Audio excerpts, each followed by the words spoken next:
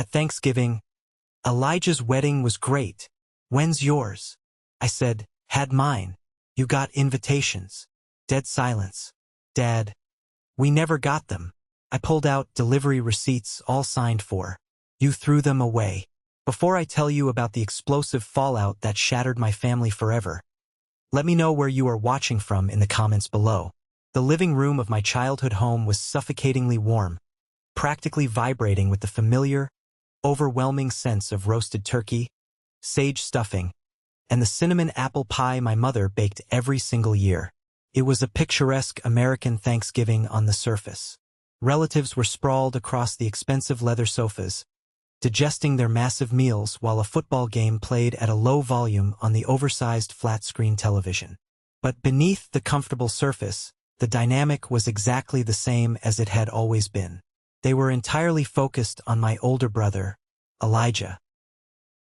I was sitting on a stiff wooden chair near the edge of the room, nursing a glass of water, simply observing the people who shared my last name. My cousin Emily sat directly across from me on the love seat. Emily always had this incredibly annoying habit of swirling her expensive red wine and staring at people like they were exhibits in a local zoo.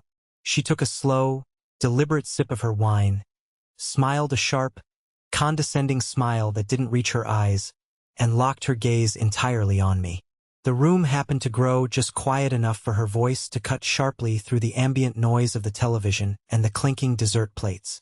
"So, Matthew," Emily said, her tone dripping with that fake, sugary sweetness I had come to despise.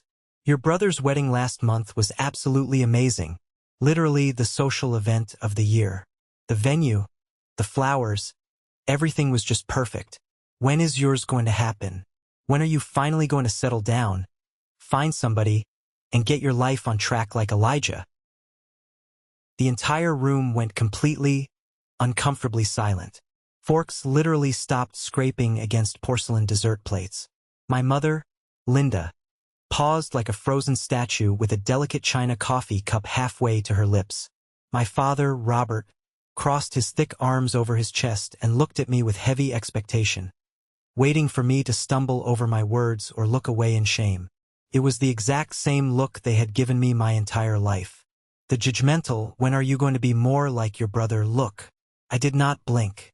I didn't shift in my seat. I reached down to the floor next to my leather boots, picked up the thick, heavy manila folder I had purposefully brought with me, and set it squarely on the glass coffee table with a solid thud. I looked right back at Emily, my voice completely steady and stripped of any emotion.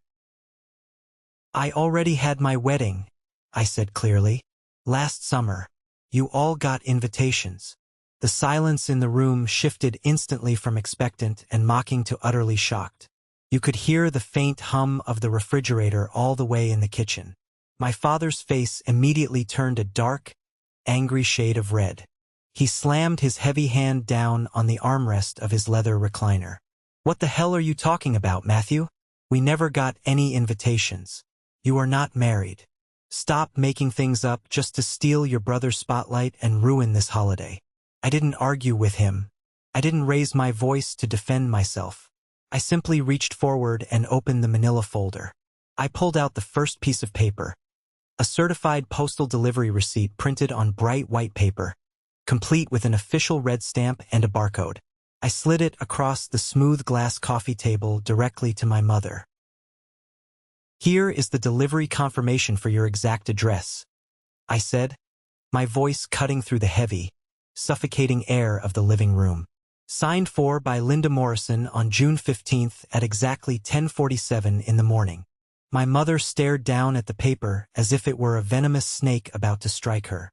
Her face drained of all color, turning a sickly, pale white. I reached into the folder, pulled out another receipt, and slid it firmly toward my older sister, Claire. "And here is yours, Claire. Delivered to your apartment complex downtown. Signed by you." I kept pulling out receipts, one by one, methodically distributing the undeniable truth. One for my Aunt Linda, one for my Uncle Joe, one for my cousin Emily. Every single piece of paper had their actual, undeniable signatures right there in black ink. "Every single one of you received a formal wedding invitation," I said, looking at the pale, stunned faces surrounding me. They were sent via certified mail. They required a physical signature upon delivery. You held them in your own hands, and then you threw them away. My mother's hand trembled violently as she covered her mouth, her eyes wide with panic. My father stared at the official postal paper sitting on the table in front of him, his jaw tightly locked, a thick vein visibly pulsing on his forehead. But to truly understand how we reached this exact moment of absolute betrayal and confrontation, I have to take you back 28 years. I have to tell you exactly what it is like to be a ghost living inside your own home. Growing up in the Morrison household meant living your entire life under a massive, suffocating shadow. That shadow belonged entirely to Elijah.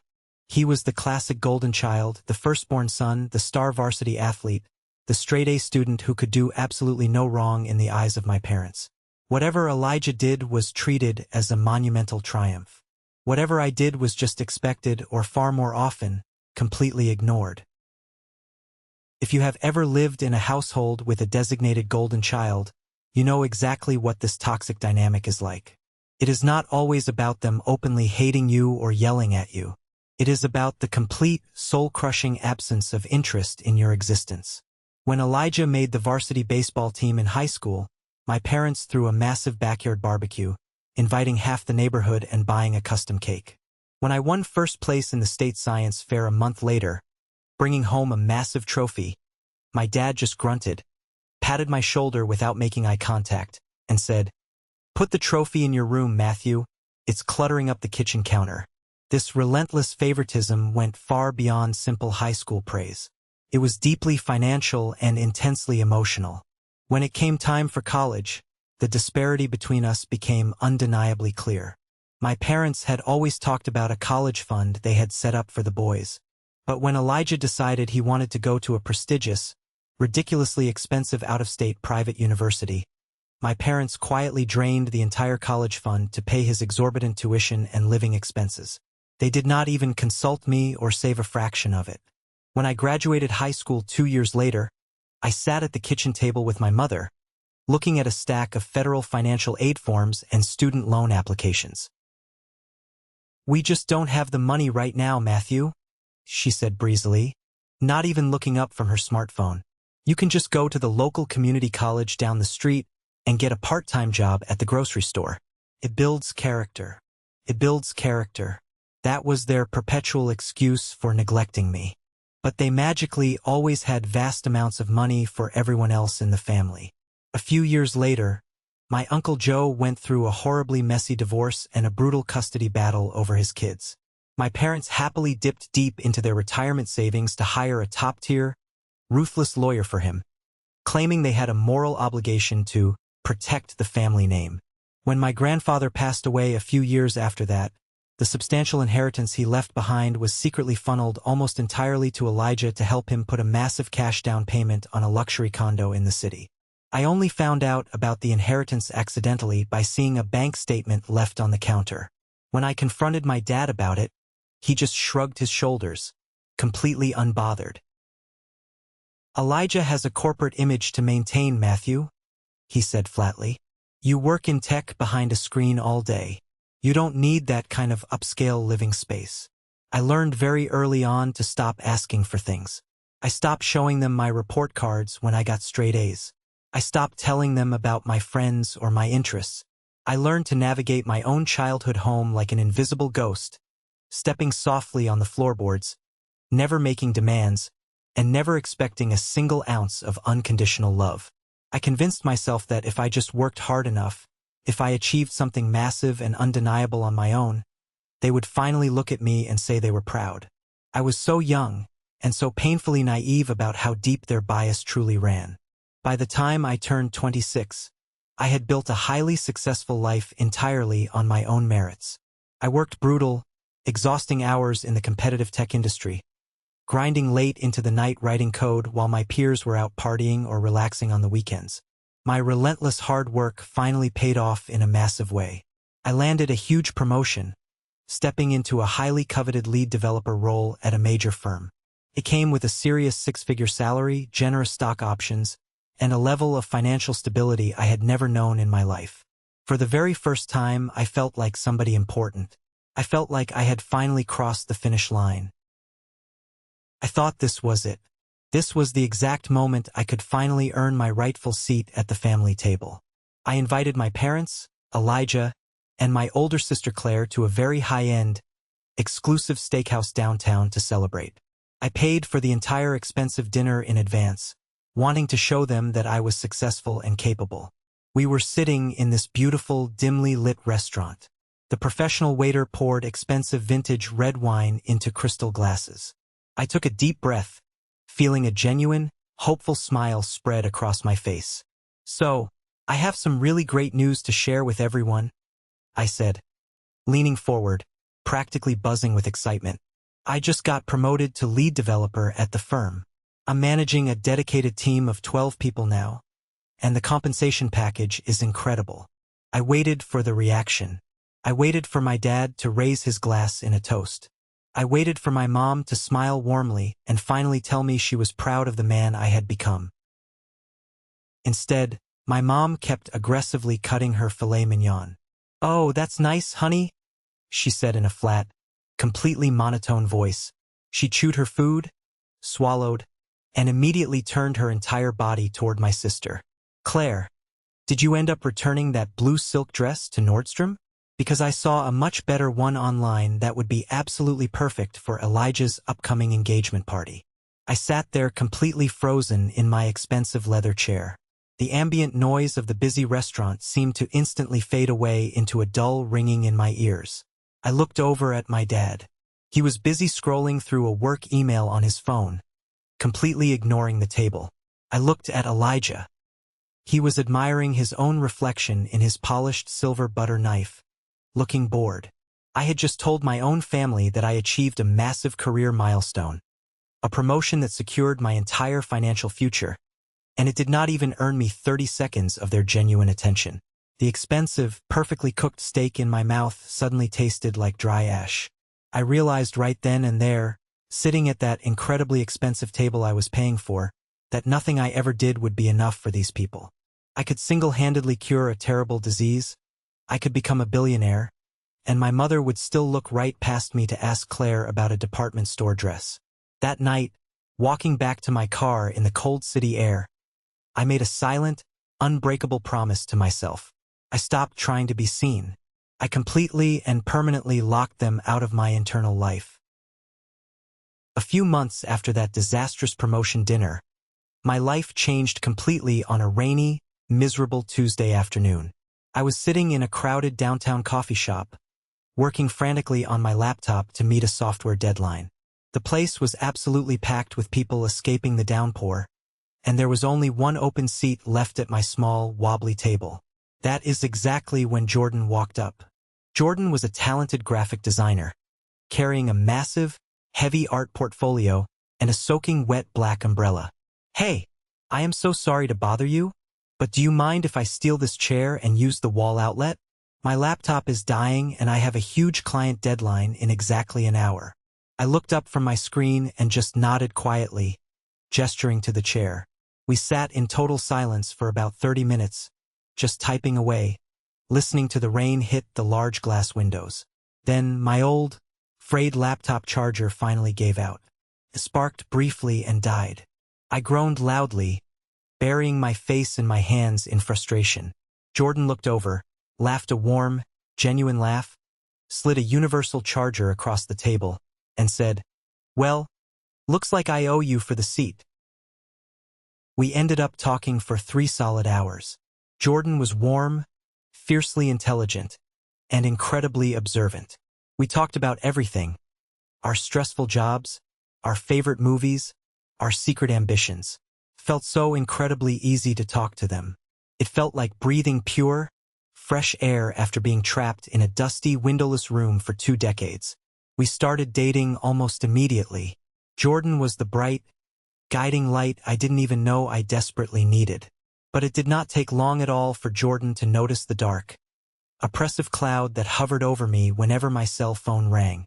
One evening, we were in my small apartment, cooking a nice dinner together. My phone buzzed loudly on the kitchen counter. The caller ID flashed Mom. I stared at it, felt my stomach tie into a knot, and let it ring. It went straight to voicemail. 10 seconds later, my dad called. I sighed heavily, wiped my hands on a dish towel, and answered the phone out of sheer conditioning. Matthew, my dad barked loudly into the receiver. No greeting, no asking how I was. Elijah's luxury SUV is in the shop. Go pick him up from his corporate office downtown and take him all the way to his apartment. Do it now. Dad, I'm literally in the middle of cooking dinner. I live 40 minutes away from his office in heavy traffic. He makes great money, he can afford an Uber. Don't be a selfish brat, Matthew. Your brother had a very long, stressful day at the corporate office. Just do what I said and go get him. And then he slammed the phone down, hanging up on me. I stood there in my kitchen, staring blankly at the dark screen of my phone, my jaw tight with quiet rage. Jordan walked over, gently took the phone out of my hand, and set it down softly on the counter. They treat you exactly like you are their unpaid employee, Jordan said softly, looking me right in the eyes. Why do you let them speak to you like that? I did not have a good answer for that. It's just how they are. It's fine. I'm used to it. It is not fine, Matthew. You are an incredibly kind, successful man. You deserve to be spoken to with basic human respect, especially by your own parents. Nobody had ever defended me before. Nobody had ever looked at my family dynamic from the outside and called it exactly what it was, toxic and abusive. Jordan saw right through my tough, silent exterior and saw the deeply neglected kid hiding underneath. That was the exact moment I knew, without a shadow of a doubt, that I was going to spend the rest of my life with this wonderful person. A few months into our relationship, Jordan invited me over for a traditional Sunday dinner at their parents' house. I was an absolute nervous wreck. My only frame of reference for family dinners involved passive-aggressive insults, being completely ignored, and sitting in silence while listening to everyone lavish praise on a golden child. I ironed my dress shirt 3 separate times and stopped at a specialty store to buy the most expensive bottle of imported wine I could afford. We pulled up to a modest, beautifully kept suburban home with a manicured lawn. Before Jordan could even put the key into the front door lock, the door swung wide open. Patricia, Jordan's mother, stood there wearing a floral apron with a massive, beaming smile on her face. She did not offer a polite handshake. Instead, she stepped forward and pulled me into a tight, incredibly warm, and genuine hug. You must be Matthew. Come in, come in. We have heard so many wonderful things about you, she said, her voice filled with real excitement. I stepped inside the house, feeling incredibly confused by the warm reception. You have. Of course we have. Jordan talks about you absolutely non-stop. Just then, Jordan's father, Aaron, walked out of the kitchen, wiping his hands on a towel. He gave me a firm, respectful handshake and clapped me warmly on the shoulder. Welcome to the madness, son. Come on in, take your coat off. The pot roast is almost done. That entire dinner was an absolute revelation to me. It shattered everything I thought I knew about families. Nobody looked at their cell phones at the table. Nobody made snide, sarcastic remarks about anyone else. Aaron asked me incredibly detailed questions about my job in the tech industry, genuinely interested in the complex software I was developing. Patricia asked about my hobbies, my favorite books, and what I like to do on the weekends. Jordan's younger sister cracked hilarious jokes and made me laugh until my ribs physically hurt. When I spoke, everybody at the table actually looked right at me. They listened. They actually cared about what I had to say. I felt this strange, heavy, painful lump forming deep in my throat about halfway through the dessert course. I realized, with a sudden wave of emotion, that I was experiencing grief. I was grieving the childhood I was robbed of and the loving family I never had the privilege to grow up in. When we finally said our goodbyes and left, I stayed completely silent as I drove us back to my apartment. The yellow streetlights flickered by in the dark. I gripped the leather steering wheel so hard my knuckles turned pure white. Suddenly, overwhelmed by a tidal wave of emotion. I pulled the car over to the side of the dark road, put it in park, and completely broke down. I started crying. Not just a few quiet tears, but deep, heavy, ugly sobs that shook my entire chest. Jordan quickly unbuckled their seatbelt, slid across the center console, and wrapped their arms tightly around my shaking shoulders. "I'm so sorry," I choked out, wiping my wet face aggressively with the back of my hand. "I don't know why I'm crying like this. Your family is just... they are so incredibly nice to me." "They love you, Matthew," Jordan whispered softly, resting their head gently against mine in the dark car. "Because you are lovable. You just grew up in a house full of blind people who couldn't see your worth." That night, a fragile, dangerous seed of hope was planted deep in my chest. I foolishly thought that if Jordan's family could treat me this well after knowing me for just 2 hours, maybe my own flesh and blood could change. Maybe if I brought Jordan home, if they saw how truly happy I was, they would finally wake up and act like a real family. I decided I was going to bring Jordan to the very next Morrison family dinner. Looking back, it was the biggest mistake of my life. 6 months later, feeling a mix of dread and naive hope, I walked into my parents' formal dining room with Jordan standing firmly by my side. We had just officially gotten engaged the night before. Jordan had a beautiful, sparkling ring on their finger, and we were both practically buzzing with nervous happiness. I was terrified of how my family would react, but Jordan squeezed my hand tightly, giving me the silent courage I desperately needed. The family was already seated around the large oak table. Elijah and his fiancée, Rachel, were holding court at the head of the table like royalty. My mother, Linda, was obsessing loudly over the floral arrangements for Elijah's upcoming, incredibly expensive wedding. "I really think the imported white hydrangeas scream elegance and class," my mother was saying to Rachel, completely ignoring the fact that Jordan and I had just walked into the room. I cleared my throat loudly to announce our presence. "Hey everyone, I want you all to meet Jordan." My father glanced up briefly from his bowl of hot soup. "Hi Jordan. Nice to meet you. Sit down quickly. The food is getting cold." He then immediately turned his head back to Elijah. "So, son, did you talk to the luxury caterer about the prime rib carving station?" Jordan and I sat down quietly. For the next excruciating 40 minutes, nobody at that table asked Jordan a single question. Not where they worked, not where they were from, absolutely nothing. It was exactly like my horrific promotion dinner all over again. But this time, it was 1,000 times worse because I was watching my family blatantly disrespect the person I loved most in the world. I could not take the utter disrespect anymore.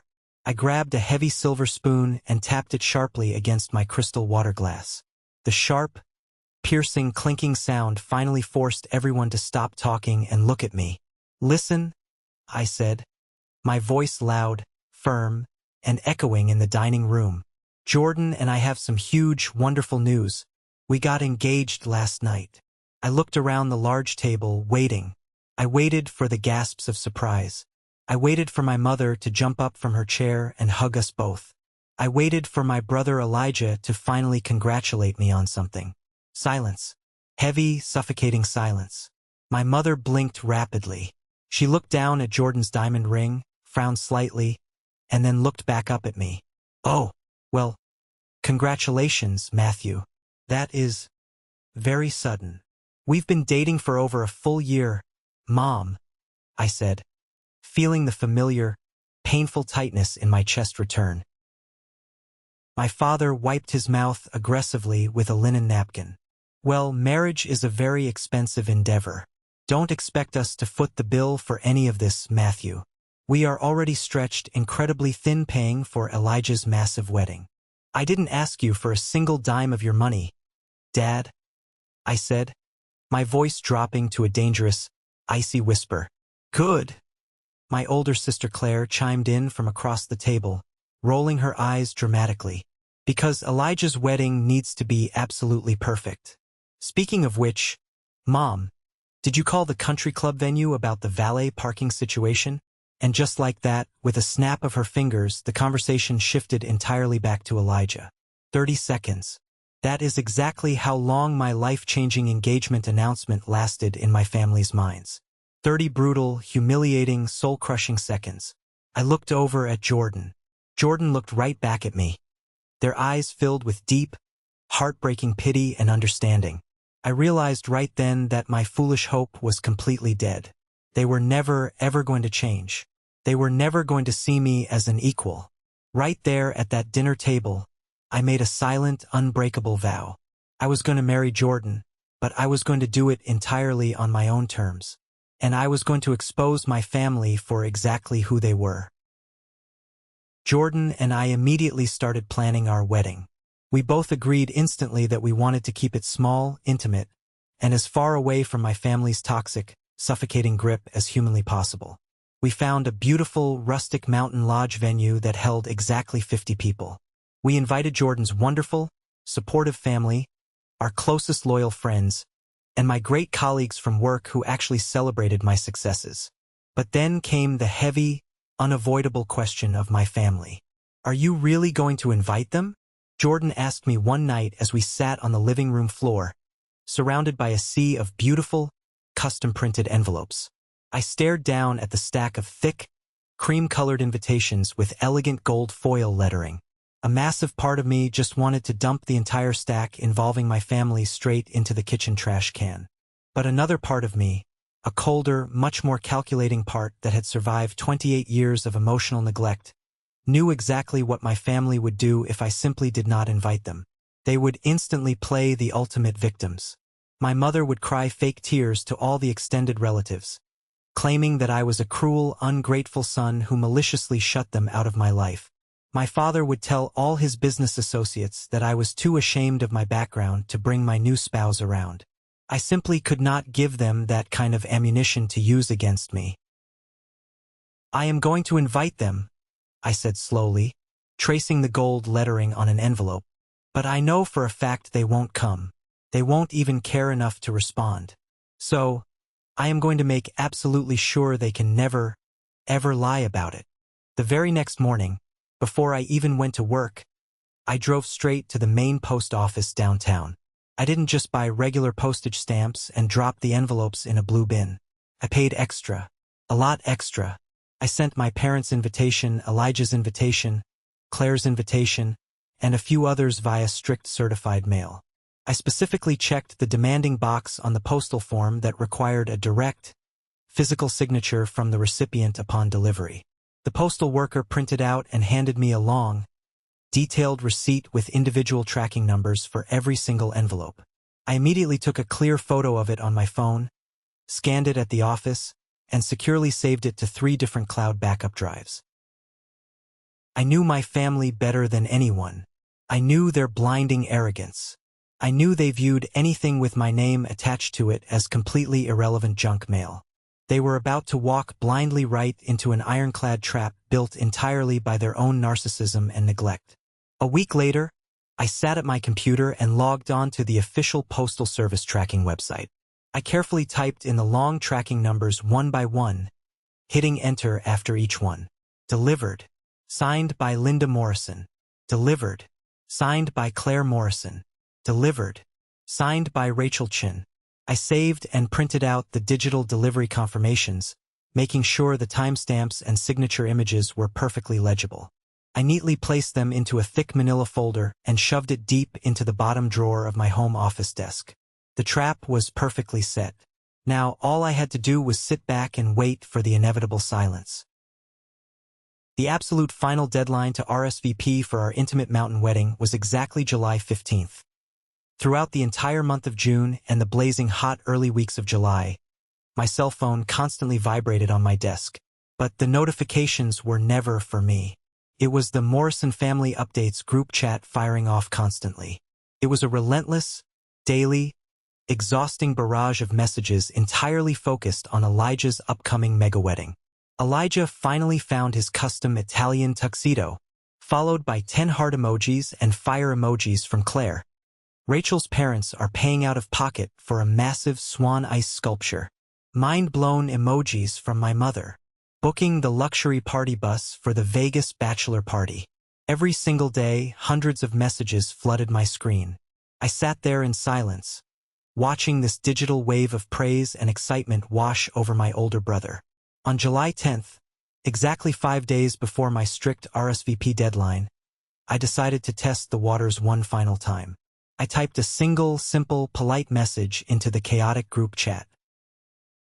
Hey everyone, just a quick reminder that the RSVP deadline for my mountain wedding is coming up this Friday. I really hope you guys can make it up there. I hit send. I sat back and watched the little red receipts pop up sequentially at the bottom of my phone screen. Mom read it. Dad read it. Claire read it. Elijah read it. I waited. 1 hour passed in silence. 2 hours passed. Finally, my phone vibrated loudly against the wood of my desk. My sister Claire had reacted to my message with a simple, effortless, thumbs up emoji. About an hour after that, my mom reacted with a generic smiley face emoji. That was it. No follow-up questions about where the venue was located. No expressions of excitement. No questions about hotel blocks.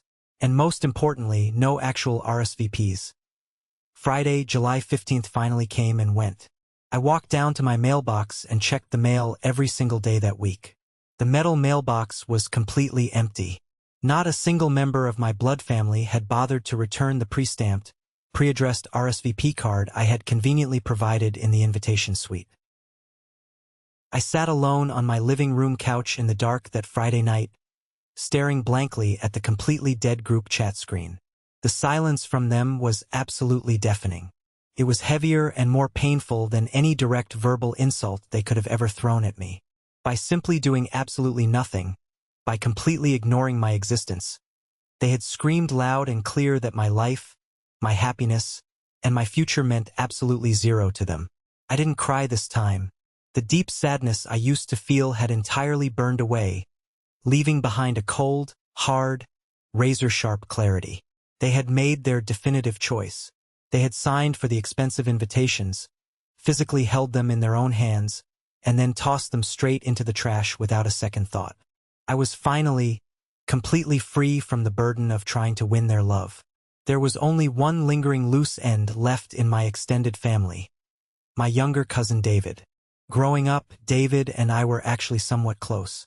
We used to hide out and play video games in the dark basement during the chaotic, stressful family holidays just to escape the noise and the constant judgment. When I sent out the certified wedding invitations, David was the absolute only relative who actually picked up his phone and texted me about it. Got the fancy invite in the mail, man. Count me in. I wouldn't miss it.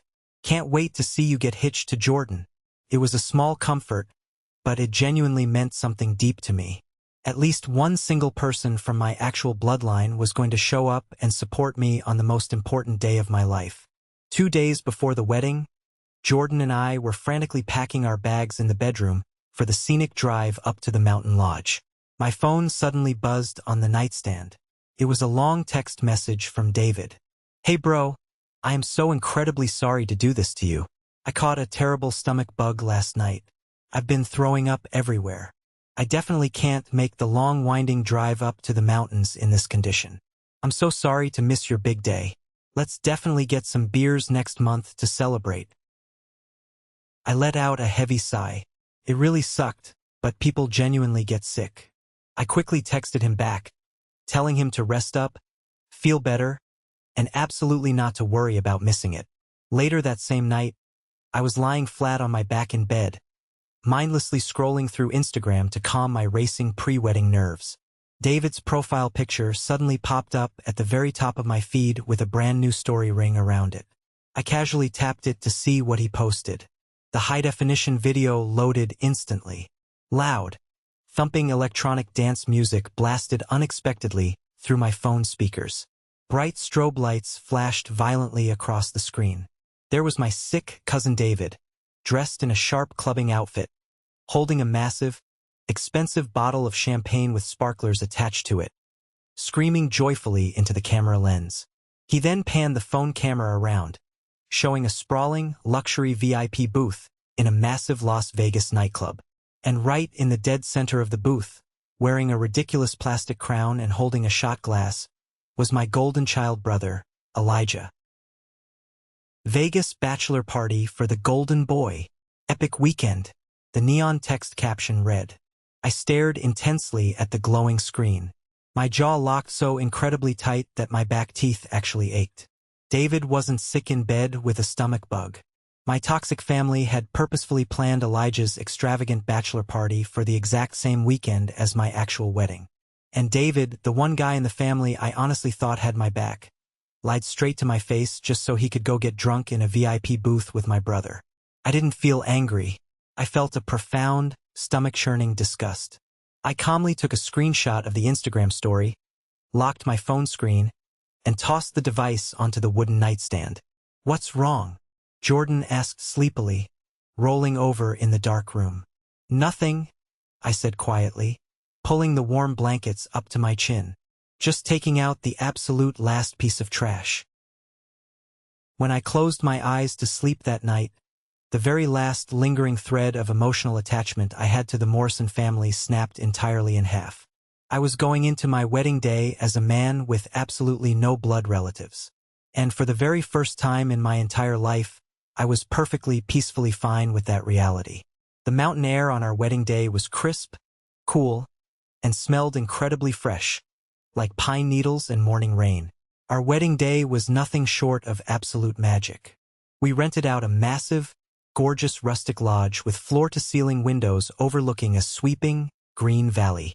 There were no extravagant, melting ice sculptures, no stressful corporate networking disguised as a party, and zero family drama. Just 50 amazing people who genuinely, deeply loved us. I stood nervously at the end of the wooden aisle, wearing a perfectly tailored, sharp navy blue suit. When the acoustic guitar music started playing and Jordan finally walked out, my breath literally hitched in my throat. I had never seen anyone look so perfect, so incredibly radiant and happy. I looked out at the small, intimate crowd gathered before us. Patricia was crying happy tears into a lace tissue. Aaron was beaming with immense, fatherly pride. My best friends from college were grinning ear to ear. Even my boss, Mr. Carter, showed up in a great suit and gave me a massive, supportive thumbs up from the second row. As I looked deeply at those 50 smiling faces, a profound, life-altering realization washed over me like a warm wave. I didn't miss my family, not even for a single second. I didn't miss my mother's constant critical whispers or my father's loud, dismissive grunts. I didn't miss Elijah sucking all the oxygen out of the room.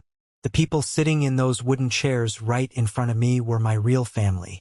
Blood is just an absolute accident of birth. True loyalty and love are a deliberate choice. We said our heartfelt vows to each other as the sun began to set behind the jagged mountain peaks, painting the evening sky in violent, breathtaking streaks of orange, pink, and deep purple. We danced in the lodge until well past midnight. We drank cheap, cold beer from a cooler and ate incredible, messy barbecue from a local food truck we hired. It was hands down the absolute best night of my entire life, completely untainted by the dark ghosts of my miserable past. When we finally got back to our quiet hotel room, exhausted but thrilled, I took off my suit jacket and looked down at the shiny, heavy gold band resting on my left hand. I was officially a married man. I belonged to someone wonderful, and someone wonderful belonged to me. I casually picked up my cell phone from the nightstand just to check the time. I had 42 unread notifications burning a hole in the Morrison family group chat. I opened the app out of pure, morbid curiosity.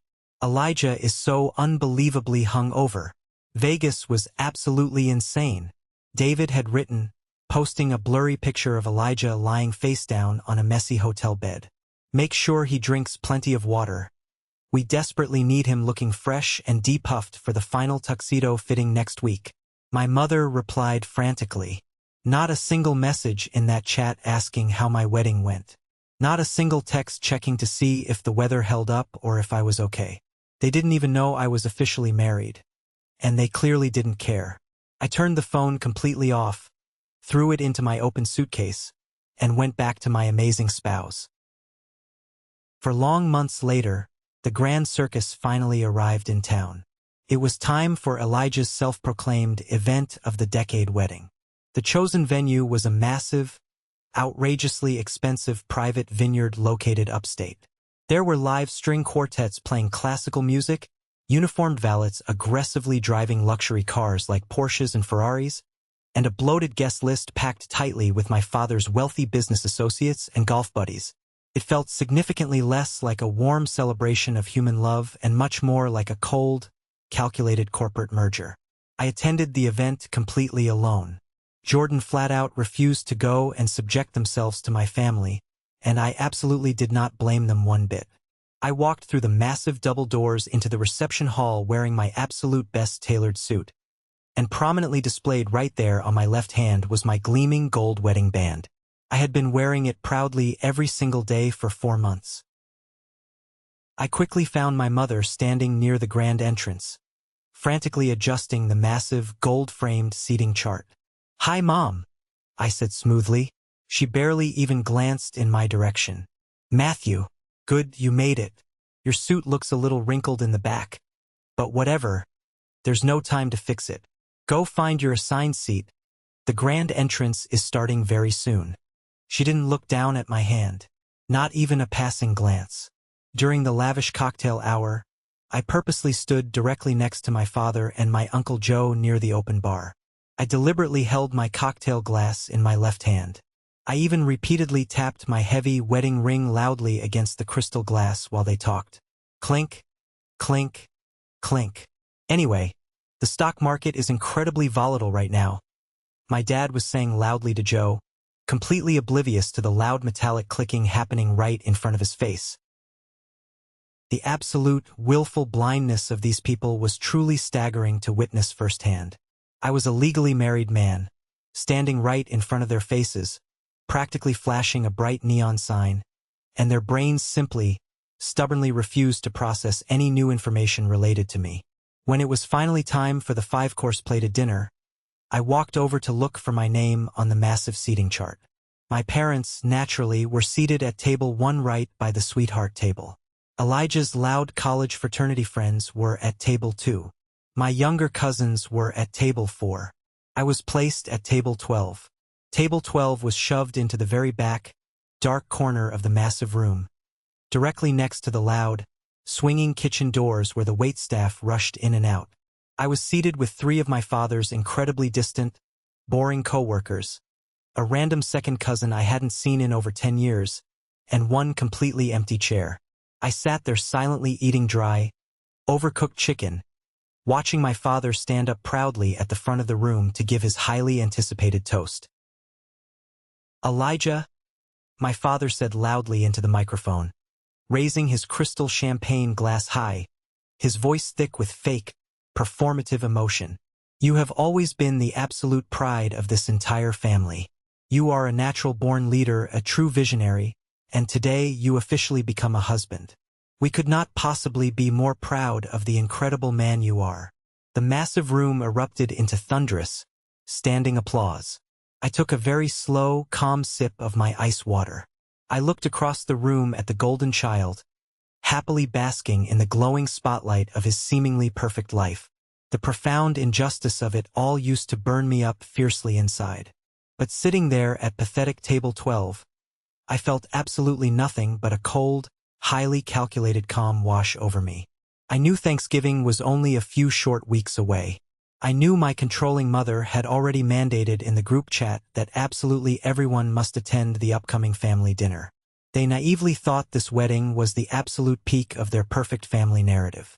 They had absolutely no idea the massive, destructive storm that was coming for them very soon. I quietly slipped out of the back doors and left the lavish wedding before they even cut the ridiculous 6-tier cake. Nobody even noticed I was gone. I drove home in the pitch dark, my gold wedding ring occasionally catching the passing light from the street lamps. The countdown to Thanksgiving had officially begun. The weeks between Elijah's lavish vineyard wedding and Thanksgiving were some of the quietest, most focused days of my entire life. I woke up every morning, went to my demanding tech job, ate dinner with Jordan, and went to sleep. On the surface, I was completely normal. But internally, I was a man meticulously preparing for a hurricane. My mother had sent out her standard dictatorial group text in early November. She demanded that absolutely everyone in the Morrison family be present for Thanksgiving dinner at their house. She explicitly stated there were no excuses allowed, heavily implying that this was going to be a massive celebration of Elijah's new marriage. I stared at that message for a long time. I knew this was my absolute final opportunity. If I did not do this now, I would spend the rest of my life letting them control my narrative. I would forever be the bitter, invisible younger brother who just faded away into the background. I refused to let that happen. I needed physical, undeniable proof. Digital screenshots of postal tracking numbers could easily be dismissed by my father as a computer glitch or some tech trick I fabricated. I needed the hard copies. On my lunch break, I called the main post office downtown.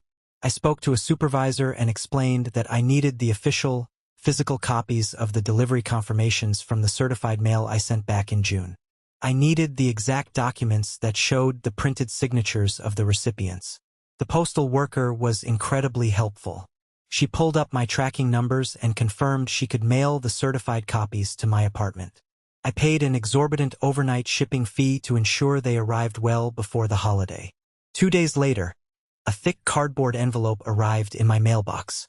I took it inside, sat at my kitchen island, and carefully sliced it open. Inside were the official, watermarked postal documents. They were beautiful. The black ink signatures of my mother, my sister Claire, and my sister-in-law Rachel were printed crystal clear next to the exact timestamps of delivery. These were legal, binding documents. If there was ever a dispute over inheritance or a legal battle requiring a lawyer, these were the exact types of documents that held up in federal court. They were absolute, undeniable proof of my family's total negligence. I bought a heavy, dark manila folder and placed the documents inside in a very specific order. I put my mother's receipt right on top. I left the folder sitting on the entryway table next to my keys. Jordan walked into the apartment after work, took off their coat, and noticed the folder sitting there. They knew exactly what was inside it. Jordan walked over to me, wrapping their arms around my waist. "Are you absolutely sure you want to go through with this, Matthew? This is the nuclear option. Once you put those papers on that dining table, there is no going back. You are going to blow up the entire family dynamic permanently." I leaned down and kissed Jordan's forehead. "I know, and I am entirely at peace with it. The family dynamic blew me up a long time ago, Jordan. I was never truly a part of it. I was just a prop they kept around to make their family photos look complete. I need them to look at the physical evidence of what they did. Even if they try to deny it, I need to say it out loud." Jordan nodded slowly, their eyes filled with deep understanding and support. "What happens after you show them?" "I walk out," I said firmly. "I walk out, I get in my car, and I come right back home to you. And I never look back." "Promise me you will not let them gaslight you," Jordan said softly. "Promise me you won't let your father turn this around and make you feel guilty." "I promise. I am done carrying their guilt." Thanksgiving morning arrived cold, gray, and bitterly windy. I woke up early, took a hot shower, and put on a nice, simple sweater and dark jeans. Nothing overly formal, just armor for the battle ahead. I grabbed my car keys, my wallet, and the heavy manila folder. Jordan walked me to the front door, handing me a travel mug of hot black coffee. "You are stronger than they ever gave you credit for," Jordan said, giving me a tight, reassuring squeeze. "I love you. Call me the second you leave." I drove the 30 minutes to my parents' house in total silence. I didn't turn on the radio. I just listened to the hum of the tires on the cold asphalt. Every street corner, every stoplight brought back a flood of childhood memories. Memories of being overlooked. Memories of standing in the shadows while Elijah soaked up the sun. I parked my car on the street right in front of my childhood home. The driveway was completely packed with expensive cars. I sat behind the steering wheel for 5 full minutes, just staring at the front door. My heart was pounding hard against my ribs. I took one massive, deep breath, grabbed the folder from the passenger seat, and walked up the concrete path to end my family ties forever. I rang the doorbell and waited. The heavy oak door swung open, and my mother stood there wearing a festive apron. She threw her arms open in a wide, theatrical gesture. "Matthew, there you are. We were starting to wonder if you were going to show up at all. Come in. Get out of the cold." She pulled me into a quick, mechanical hug. Felt completely hollow. I stepped inside, immediately hit by the overwhelming wall of heat and the smell of roasting turkey. The house was absolutely packed. My Aunt Linda, Uncle Joe, my cousins Emily and Jason, my sister Claire, and of course Elijah and Rachel. They were all crowded into the living room, laughing loudly and drinking expensive wine. "Look who finally decided to join us," my father called out from his leather recliner, not even bothering to stand up. I set the manila folder down on the hallway entry table, took off my heavy winter coat, and walked into the living room. I gave a few polite nods and found an empty chair in the corner. For the next 2 hours, I sat through the most agonizing dinner of my life. The entire meal was a relentless tribute to Elijah. Elijah and Rachel talked endlessly about their luxury honeymoon in Italy. They passed around a tablet showing professional photos of them drinking wine on the Amalfi Coast. Everyone at the table gushed over how beautiful they looked. My father talked about how proud he was of Elijah's latest corporate presentation. Claire talked about a promotion she was hoping to get. I ate my turkey in silence. I answered direct questions with short, polite sentences, but I offered absolutely nothing else. I was just biding my time, waiting for the inevitable moment when the spotlight would swing toward me, purely out of obligation or boredom. It happened right after the pumpkin pie was served. We had all migrated back into the living room. The football game was droning on the television. My cousin Emily, sitting across from me, swirled her wine and smiled her condescending smile. "So, Matthew," Emily said loudly, cutting through the chatter, "your brother's wedding last month was absolutely amazing. Literally the event of the year. When is yours going to happen? When are you finally going to settle down and get your life on track?" This was the moment. The room went completely silent. Everyone looked at me, waiting for my usual uncomfortable shrug, waiting for me to shrink down and let them feel superior. I stood up slowly from my chair. I walked calmly out into the hallway, picked up the thick manila folder from the entry table, and walked right back into the center of the living room. I stood by the glass coffee table, looking directly at Emily. "I already had my wedding," I said, my voice projecting clearly across the room. "Last summer. You all got invitations." The reaction was instantaneous. My father's face flushed a deep, furious crimson. He slammed his hand down on the armrest. "What the hell are you talking about, Matthew? We never got any invitations. You are not married. Stop making things up just to steal your brother's spotlight." I didn't flinch. I opened the manila folder. The crisp sound of the paper sliding out seemed to echo in the quiet room. I pulled out the first postal receipt, leaned over the coffee table, and slid it directly in front of my mother. "Here is the official delivery confirmation for this exact address," I said. "Signed for by Linda Morrison on June 15th at 10:47 a.m. My mother looked down. The blood instantly drained from her face, leaving her looking physically ill. Her mouth opened slightly, but no words came out. I reached back into the folder. I pulled out the next receipt and slid it across the table toward Claire. "Here is yours, Claire. Delivered to your apartment. Signed by you."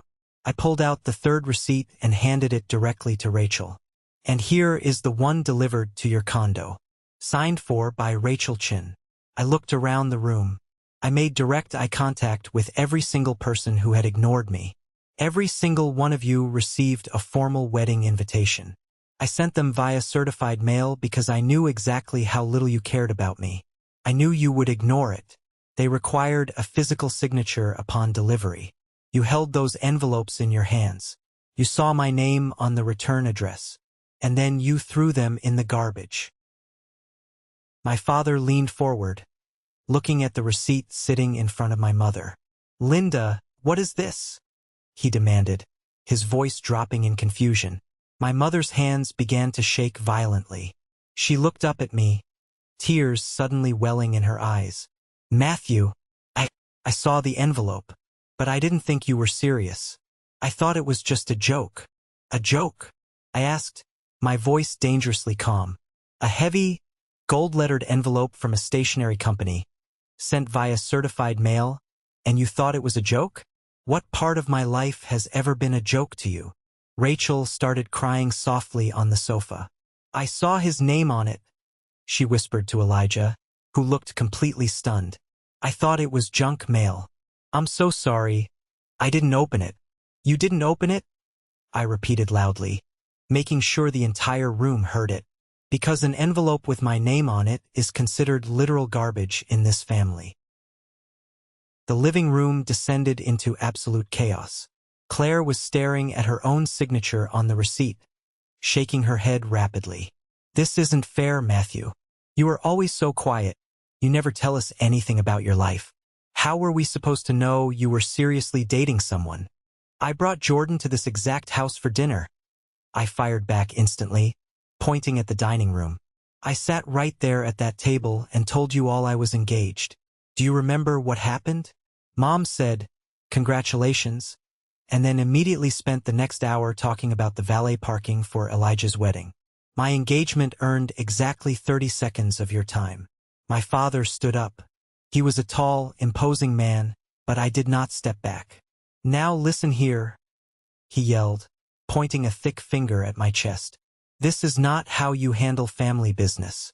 If you genuinely wanted us at your wedding, you should have called us. You should have made it clearer. You don't just send a piece of mail and expect everyone to drop what they are doing. I sent certified legal mail, Dad, I said, my voice rising over his. How much clearer could I possibly be? That is the universal standard for inviting people to a wedding. You all knew exactly what to do when Elijah's invitations went out. Everyone RSVP'd immediately. The group chat had hundreds of messages. But for me, absolute silence. I reached into my pocket and pulled out my cell phone. I opened the group chat and held the screen up. I even sent a reminder message in July. Claire gave it a thumbs up. Mom gave it a smiley face. Not a single person asked a follow-up question. Not a single person cared. My mother was openly sobbing now, clutching a napkin to her face. We made a terrible mistake, Matthew. Please, you have to forgive us. We didn't understand. You understood perfectly, I said, my voice turning to ice. You just didn't care. And you want to know the absolute worst part of all of this? The part that proves exactly how invisible I am to all of you. I held up my left hand. I spread my fingers wide so the heavy gold wedding band caught the light from the chandelier overhead. I have been wearing this wedding ring for 4 months. I wore it to Sunday brunch at this house. I wore it to Elijah's massive vineyard wedding. I sat at table 12, the furthest table in the room, and I tapped this exact ring against my glass while you were standing right next to me. Dad, not a single one of you noticed it. Not one. Because you do not look at me. You have never looked at me. The silence that followed was absolute. It was the heavy, suffocating silence of total defeat. My father slowly lowered his hand and sank back into his leather recliner, his eyes fixed on the gold band on my finger. Elijah looked away, staring firmly at the floor. Claire covered her mouth, looking genuinely horrified by her own behavior. I looked at the people who were supposed to love me unconditionally.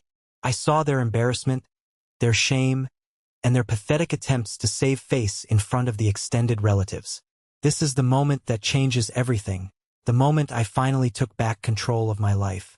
Thank you so much for your patience and for staying with me until now. You've been amazing. Please give this video a like and comment 1 below to let me know you've made it this far. Not only does this help more people find this story, but it also lets me know that my experiences truly mean something to someone. Your support is my greatest motivation to keep sharing the rest of this journey. I slowly bent down, gathered the postal receipts from the coffee table, and placed them neatly back into the manila folder. I closed the clasp. The sound was sharp and definitive. My wedding was absolutely beautiful, I said quietly, looking directly at my weeping mother. It was in the mountains. The weather was perfect. My new family was there. Jordan's parents, Jordan's siblings. People who had known me for less than 2 years, but who actually cared enough to show up, to listen, and to celebrate my happiness. My friends were there. My boss was there. 50 people who actually value my presence. We value you, my mother choked out, taking a step toward me, her hands reaching out in a desperate plea. Please, Matthew, don't do this. We can fix this. Bring Jordan over right now. We will order food, we will open champagne, we will celebrate your marriage right now. Just let us make it right. I looked at her outstretched hands and felt absolutely nothing. The well of forgiveness had run completely dry. You don't want to meet Jordan, Mom? I said, shaking my head slowly. You just want to stop feeling guilty. You want to patch this up quickly so you don't have to look like the terrible parents you actually are in front of Aunt Linda and Uncle Joe. You want to go back to pretending we are a perfect family. But we aren't. You are my son, my father said, his voice gravelly, stripped of his usual booming authority. You don't just walk away from your blood. You walked away from me 28 years ago, Dad? I replied, grabbing my winter coat from the chair. You drained the college fund for Elijah. You spent the inheritance money on Elijah's down payment. You never asked about my career. You never cared about my salary. You just kept me around to fill an empty chair. I am done filling the chair. I shoved my arms into my coat sleeves and zipped it up. Matthew, please, Claire cried out, standing up. We are a family. People make mistakes. Throwing away my wedding invitation wasn't a mistake. Claire? I said, walking toward the front hallway. It was a choice. Ignoring my text was a choice. Treating me like a ghost was a choice. And now I am making mine. My mother ran into the hallway, physically blocking the front door. Tears were streaming down her face, ruining her expensive makeup. If you walk out that door right now, Matthew, you are breaking this family's heart. I looked down at the woman who gave birth to me. If you actually loved me, Mom, you would have opened the envelope. I gently but firmly reached out, moved her by the shoulders out of my way, grabbed the brass handle and pulled the heavy oak door open. The freezing November wind immediately hit my face, biting and harsh, but it felt incredibly clean. I stepped out onto the porch. Behind me, the house was erupting into shouting. My father yelling at my mother, Claire crying loudly, Uncle Joe asking what the hell was going on. I didn't turn around. I walked down the concrete path, feeling the heavy, suffocating weight of 28 years completely lifting off my shoulders. With every step I took toward my car, I felt lighter, taller, and more alive than I ever had in my entire existence. I got into my car, slammed the heavy door shut, and started the engine. The heater blasted warm air against my cold hands. Before I could even put the car into drive, my cell phone, sitting in the cup holder, began to vibrate violently. The screen lit up. Mom calling. I hit the red decline button. 2 seconds later, it vibrated again. Dad calling. Decline. Claire calling. Decline. Elijah calling. Decline. I put the car in gear and pulled away from the curb, leaving the large suburban house in my rearview mirror. As I drove down the darkening streets, the phone simply did not stop vibrating. It was a relentless, desperate buzzing. They were panicking. For the first time in their lives, they had completely lost control of the narrative, and they had lost their reliable scapegoat. By the time I merged onto the highway to head back to the city, the text messages started flooding in. They popped up at the top of my screen in rapid succession. Matthew, please come back, we need to talk about this. You are being completely unreasonable, turn the car around right now. Bro, please, Mom is having a panic attack, you need to come back inside. I didn't read past the first few words of any of them. I felt a strange, profound sense of peace settling over my entire body. I wasn't angry anymore. The fiery rage I had felt standing in their living room had completely burned out, leaving behind a smooth, hard surface of indifference. I turned the radio on, found a station playing classic rock, and just drove. When I finally pulled into the parking garage of my apartment building, I looked down at my phone. I had 118 missed calls and over 60 text messages. I picked up the device, navigated to the settings menu, and completely powered it down. The screen went black. I took the elevator up to our floor, unlocked the front door, and stepped inside. The apartment smelled like garlic, roasted chicken, and the expensive pine candle Jordan loved to burn. It smelled like my actual home. Jordan was sitting on the living room couch, wearing oversized gray sweatpants and a comfortable hoodie, holding a mug of tea. The second they heard the door click, they stood up, their eyes wide and searching my face for any sign of devastation. I dropped my keys in the bowl, took off my coat, and smiled. It wasn't a forced smile. It was genuine. "You did it?" Jordan whispered, walking over and wrapping their arms tightly around my neck. I buried my face in Jordan's shoulder, breathing in their familiar scent. "I did it." I showed them everything. The receipts, the ring, all of it. How did they react? "Exactly how you would expect," I said, pulling back to look at my spouse. Denial, fake tears, blaming me. But I didn't stay to listen to it. I just walked out. We walked over to the couch and sat down together. I spent the next hour telling Jordan every single detail. I told them about Emily's condescending question, the look of sheer terror on my mother's face when the receipt hit the table, and the pathetic excuses my father tried to yell at me. Jordan just listened, holding my hand tightly, occasionally squeezing it when the story got intense. When I was finally finished talking, I felt completely drained, but in the best way possible. Like I had just finished running a grueling marathon and could finally rest. I reached into my pocket, pulled out the dead cell phone, walked over to the kitchen junk drawer, and tossed it inside. I closed the drawer with a solid thud. "You're not going to turn it back on?" Jordan asked. "No," I said, walking back to the couch and pulling Jordan against my chest. "I'll buy a new phone tomorrow with a new number. That part of my life is officially over." The weeks following Thanksgiving were incredibly peaceful. I bought a new phone, transferred my contacts, and only gave the new number to my boss, my friends, and Jordan's family. I completely ghosted the Morrison family. I didn't block them on social media. I just deleted the apps entirely. I removed myself from their digital existence just as thoroughly as I had removed myself from their physical one. We celebrated a quiet, beautiful Christmas together in our apartment, drinking spiked hot cocoa and watching terrible holiday movies. No passive-aggressive comments, no forced gift exchanges, no drama. Then, in mid-January, I walked down to the lobby to check our mail. Intermixed with the usual credit card offers and utility bills was a small, pale blue envelope. The handwriting on the front was incredibly neat, cursive, and slightly shaky. It was addressed to me, but the return address was a small town 2 states away. I recognized the handwriting immediately. It was my Grandma Betty, my father's mother. I carried the letter upstairs, sat at the kitchen island, and carefully sliced it open. I pulled out a single sheet of lined stationery paper. I took a deep breath and began to read. "Dearest Matthew, I am writing this letter because your father called me after Thanksgiving, screaming about what happened. He told me you came over and ruined the holiday by yelling about a secret wedding. Matthew, I need you to know the absolute truth. I never received an invitation to your wedding.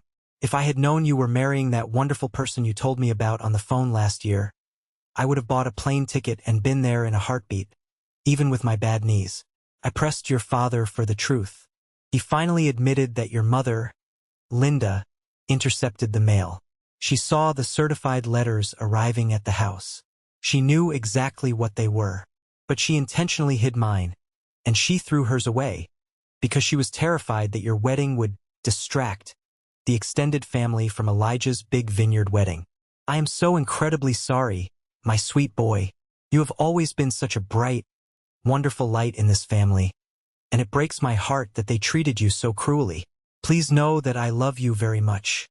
I hope you and Jordan are immensely happy. Please send me a picture of the ceremony if you have one. Love always, Grandma Betty." I sat perfectly still, staring at the blue ink on the page. The sheer, calculating toxicity of my mother was almost hard to comprehend. She didn't just ignore my invitation. She actively intercepted my grandmother's mail to ensure I would have absolutely no one from my family at my wedding. She deliberately sabotaged me just to protect the golden child spotlight. Any tiny, microscopic lingering doubt I had about cutting them off evaporated instantly. I was dealing with deeply broken, manipulative people. When Jordan came home, I showed them the letter. Jordan read it and sighed heavily. "I am so sorry, Matthew. That is purely evil." "Don't be sorry," I said, taking the letter back and smiling softly. "It just proves I made the absolute right choice. And it proves my grandma actually loves me." The next day, I went to a local print shop. I printed out a beautiful, high-quality 8x10 photograph of Jordan and me standing at the mountain altar, holding hands and laughing. I bought a nice silver frame, carefully packaged it, and mailed it directly to Grandma Betty, along with a handwritten card thanking her for her love and promising to call her from my new number. It was the only connection to my past I chose to keep. Fast forward 6 months. It was early summer, exactly 1 year since Jordan and I had gotten married. My professional life had taken off like a rocket.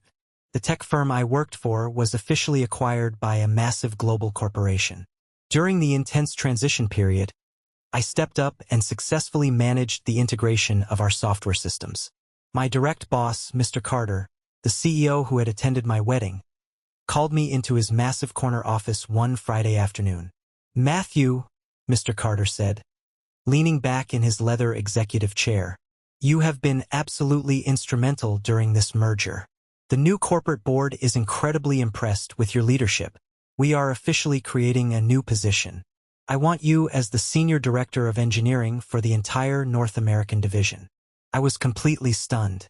The promotion came with a massive salary increase, an executive bonus structure, and a level of authority I had only dreamed of. All those late nights, all that grinding, had finally paid out in the biggest way possible. I rushed home and celebrated with Jordan. We opened an expensive bottle of champagne and immediately started looking at real estate listings, realizing we could finally afford to buy a beautiful house in the suburbs. But the universe has a very funny way of balancing the scales. Karma rarely acts quickly, but when it finally arrives, it hits with devastating precision. Later that week, I got a text message from my younger cousin Samuel. Samuel was the quiet kid in the family, the one who always kept his head down to avoid my parents' wrath. I had given him my new number a few months prior just to stay in touch. "Hey man," Samuel texted. "Just wanted to give you a heads up on some crazy family drama. Thought you might want to know."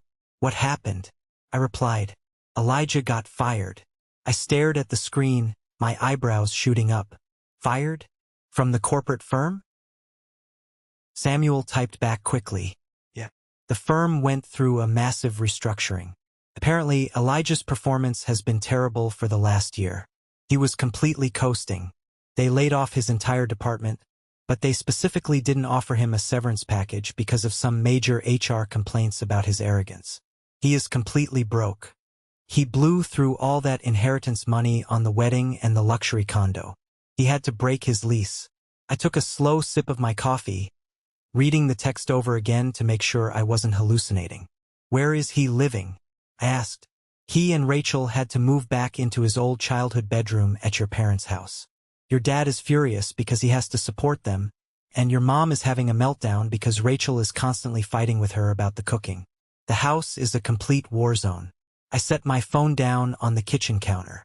For 28 years, I had watched my parents sacrifice my college fund, my emotional well-being, and my sanity to build a golden pedestal for Elijah. They had bet their entire family legacy on him.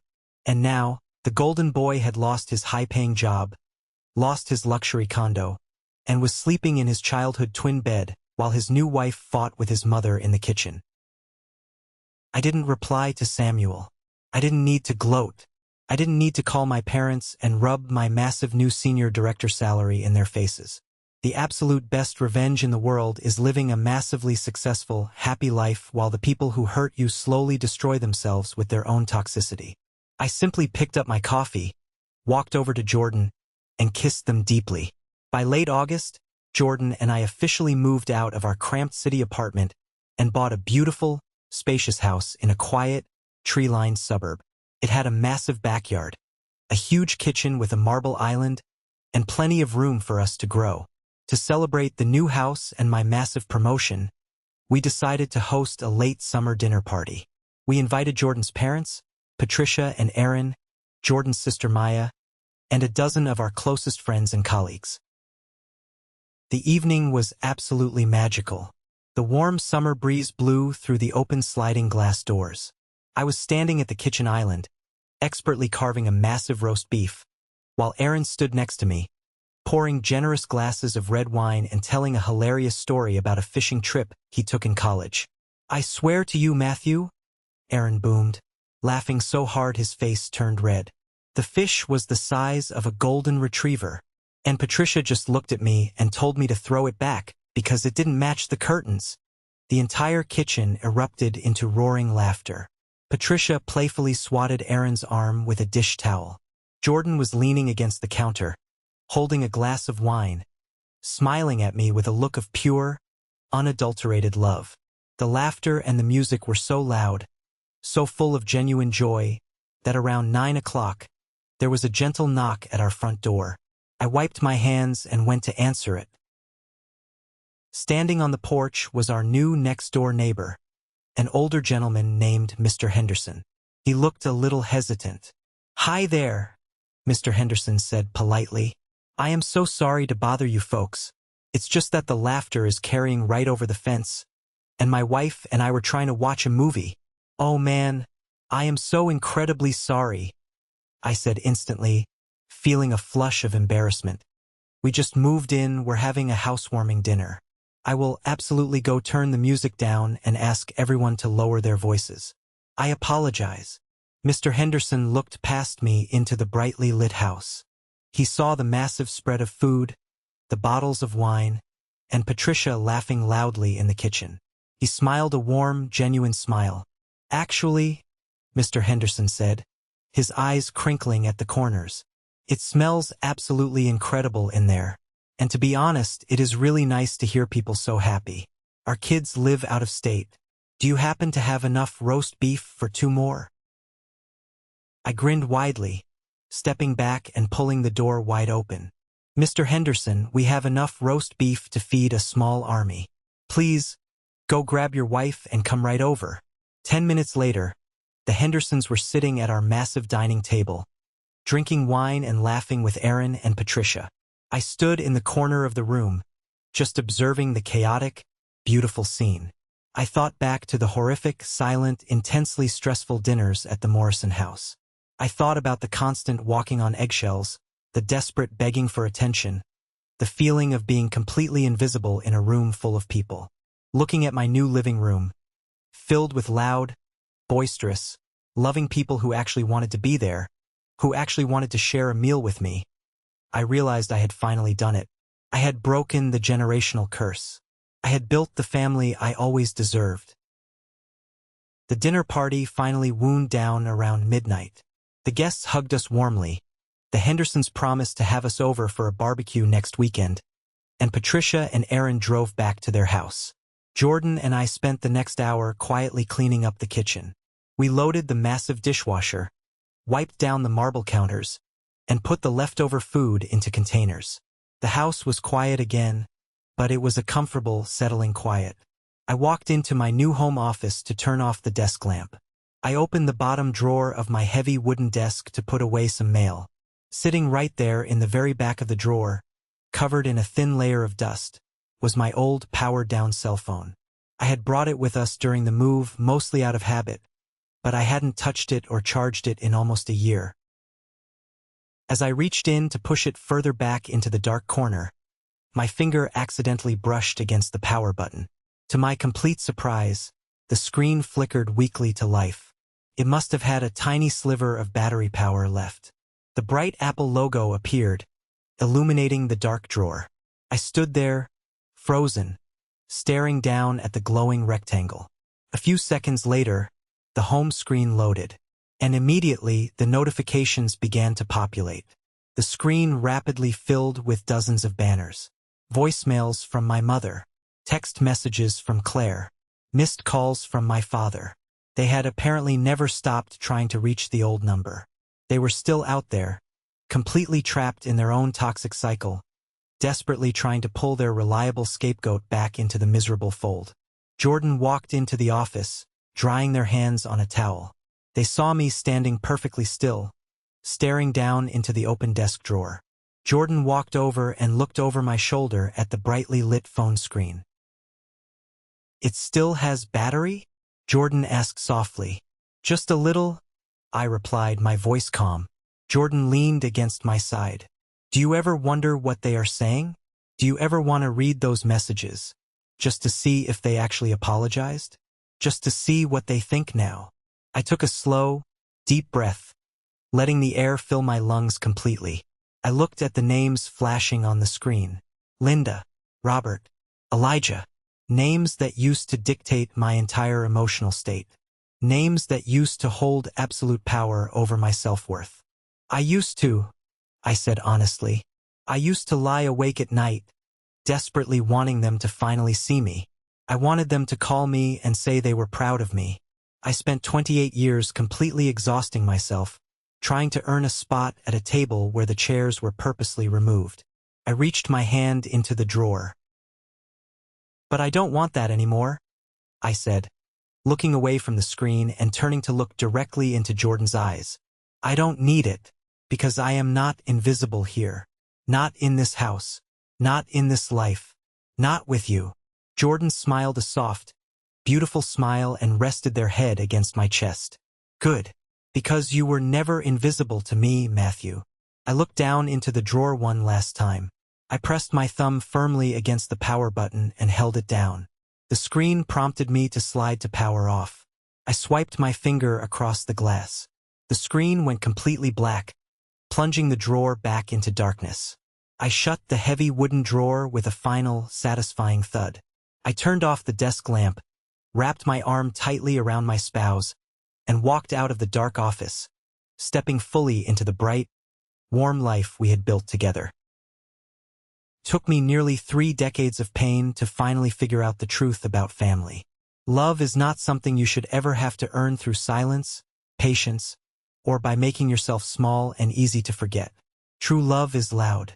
It shows up when it matters. It remembers your milestones. And if it doesn't do those things, then it simply isn't love. I let the phone stay in the dark drawer. I let the pathetic, desperate apologies pile up where I would never see them. I let my old, cold seat at the Morrison family table remain permanently empty. And in the massive, beautiful space they left behind, I built something real. Thank you for sticking around and listening to my story. I hope this resonated with you in some way. Family dynamics can be incredibly complicated, and sometimes the hardest, most painful choice you ever make is also the most necessary one for your own survival. Walking away from the people who are supposed to protect you is terrifying, but I promise you, the peace you find on the other side is absolutely worth it. Have you ever found yourself in a similar situation? Have you ever had to walk away from a toxic family member or friend to protect your own mental health? I would really love to read your stories down in the comments below. We can all learn so much from each other's strength. And finally, if you are hearing my voice right now, that means you made it to the very end of the video. You are officially part of what I like to call the 1% Club. Please go down to the comments right now and type the letter W for winner. That is our secret signal. It lets me know exactly who the amazing, dedicated people are that stayed with me until the final word. If you enjoyed this story, please hit that like button. It really helps the channel out more than you know. And don't forget to follow and subscribe so we can hang out and share more incredible stories together in the future. Stay strong, protect your peace, and I will see you in the next one.